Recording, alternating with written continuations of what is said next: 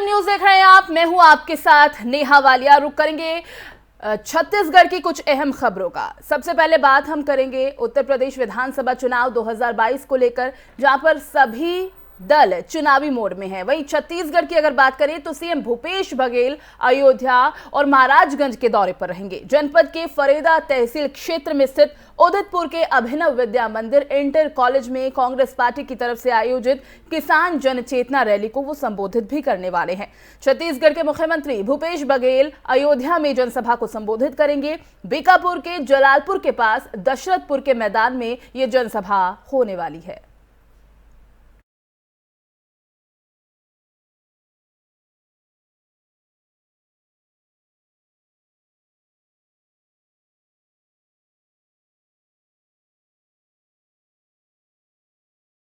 वहीं छत्तीसगढ़ के 15 नगरीय निकाय चुनाव के परिणाम आज आने वाले हैं। मतगणना सुबह 9 बजे से शुरू हो गई है। बिरगांव, भिलाई चरौदा और रिसाली नगर निगम पर सभी की निगाहें टिकी हुई हैं। कांग्रेस और बीजेपी ने प्रदेश कार्यालय में सेंट्रल वॉर रूम बनाया है, जहां से सभी निकायों के परिणाम पर नजर रखी जा रही है। 20 दिसंबर को हुए मतदान में 60% से ज्यादा 4,88,425 मतदाताओं ने मत का इस्तेमाल किया।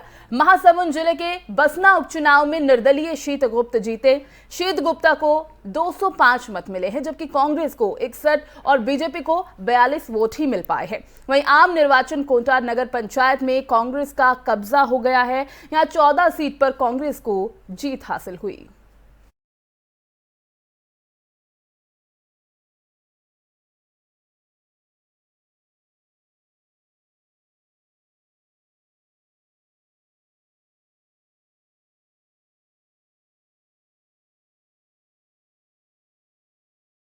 वहीं मुंगेली आदिम जाति और अनुसूचित जाति विकास और स्कूल शिक्षा मंत्री डॉक्टर प्रेमसाय सिंह टेकाम ने कहा कि सीएम भूपेश बघेल के नेतृत्व में राज्य सरकार आदिवासियों के हित में लगातार काम कर रही है और आगे भी करती रहेगी।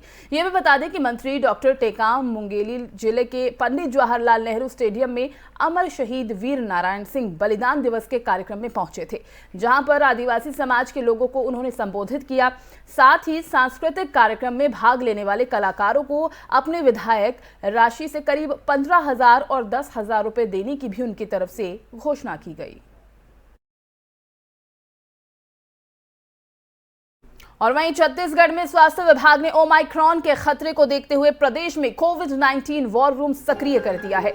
विभागीय प्रमुख सचिव आलोक शुक्ला के निर्देश पर नवा रायपुर में इंद्रावती भवन स्थित स्वास्थ्य सेवाओं के संचालन में कोविड-19 वॉर रूम की शुरुआत होगी। आज से काम करना भी इस पर शुरू कर दिया गया है।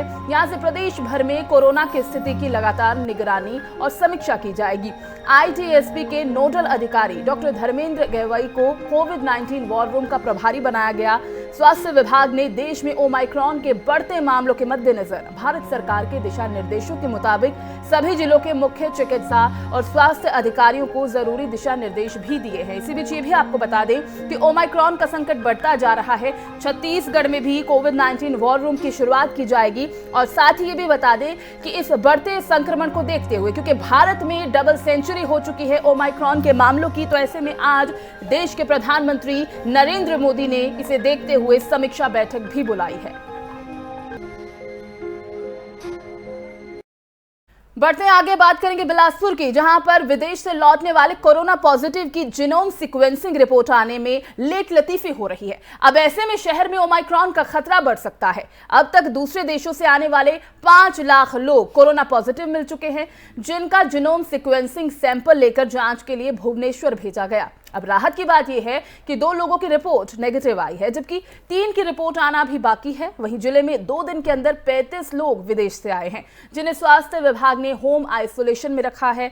स्वास्थ्य विभाग की टीम के लिए इस समय ओमाइक्रॉन का संक्रमण रोकना सबसे बड़ी चुनौती है। अफसर बताते हैं कि विदेश से आने वाले लोगों की जानकारी जुटाकर उन्हें निगरानी में रखा जा रहा है। और राज्य में कोरोना के 33 नए मामले बढ़े, सक्रिय मरीजों की संख्या 318 के पार है। छत्तीसगढ़ में बुधवार को कोरोना के 33 नए संक्रमित मामले आए हैं। इनमें रायपुर के 3 नए मरीज शामिल हैं। पिछले 24 घंटे में प्रदेश के किसी भी जिले से मौत की खबर अभी तक नहीं आई है और इस बीच प्रदेश में एक्टिव मरीजों की संख्या फिलहाल कम देखी जा रही है। दिसंबर की शुरुआत में कोरोना के सक्रिय मरीजों की संख्या 318 के पार पहुंच गई थी। उसके बाद पिछले 2 हफ्ते में कोरोना के सक्रिय मरीज ज्यादातर 340 के स्तर पर है।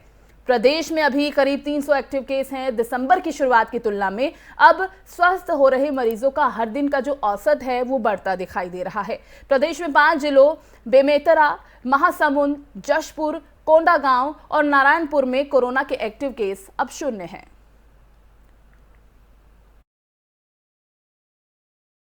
वहीं मध्य प्रदेश के राजगढ़ के एक परिवार ने बिटिया के जन्म पर शानदार जश्न मनाया। बिटिया के आगमन पर घर को दुल्हन की तरह सजाया गया। बेटी के स्वागत के लिए घर को गुब्बारों और फूलों से सजाया गया था। इस जश्न में मोहल्ले के लोग भी शरीक हुए थे। आप तस्वीरें भी देख सकते हैं। पूरा मामला ये राजगढ़ के जिले खुजनेर का है। यहाँ महिला रीना प्रजापति ने शादी के बाद दूसरी बार बेटी को जन्म दिया।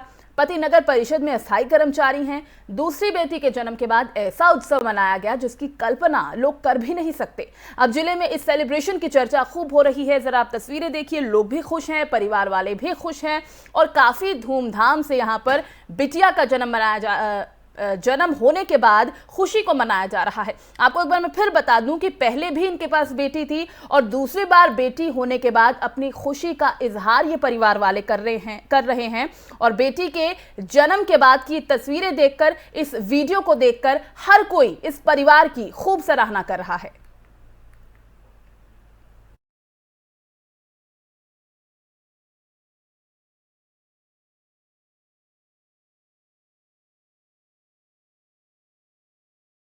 वहीं राजगढ़ मध्य प्रदेश के जिले के बयावरा में बजरंग दल के कार्यकर्ताओं ने पुलिस की मौजूदगी में गोवंश से भरे ट्रक को पकड़ा है। ट्रक में 28 मवेशी भरे थे, जिसमें से 27 गायों को सुरक्षित बाहर निकाल लिया गया और एक मवेशी की मौत हो गई है। वैष्णो देवी गौशाला को सूचना मिली कि गुना से आ रहा ट्रक मवेशियों से भरा हुआ है। सूचना पुलिस के साथ साथ बजरंग दल के कार्यकर्ताओं को भी मिली, जिसके बाद बयावरा रिलायंस पेट्रोल पंप के पास गोवंश से भरे ट्रक को रुकवाते हुए ट्रक चालक समेत 2 लोगों को पुलिस ने पकड़ लिया और बयावरा के पंचमुखी हनुमान मंदिर स्थित गौशाला लाकर मवेशियों को छुड़वाया गया। और वहीं पंचायत और निकाय चुनाव में ओबीसी आरक्षण समाप्त किए जाने के आदेश पर पुनर्विचार के लिए शिवराज सरकार ने सुप्रीम कोर्ट में याचिका दायर की है। इसमें आग्रह किया गया कि पिछड़ा वर्ग के हितों को ध्यान में रखते हुए निर्णय पर पुनर्विचार किया जाए। अब सरकार के साथ साथ कुछ किसान संगठनों ने भी इस संबंध में याचिका दायर की है। शासन में राज्य निर्वाचन आयोग की ओबीसी आरक्षण के संबंध में सरकार द्वारा की जा रही कवायद के बारे में पत्र भी लिखा गया है।